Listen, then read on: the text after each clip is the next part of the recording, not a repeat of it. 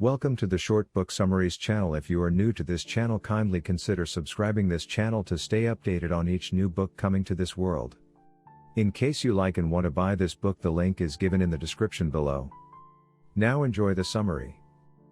Presents an approach that takes you from ancient wisdom to contemporary thinking. This book helps you to dispel confusion in daily life and clarify values.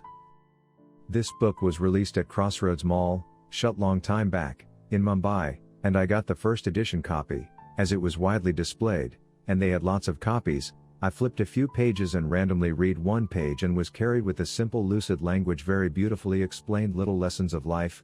It doesn't teach you anything different that you don't know, but it just gives examples of various life episodes, real and hypothetical, and makes his message clear. That is where the self-realization takes place and the change for the better occurs. This was the only book of Shiv Khera that made it really big.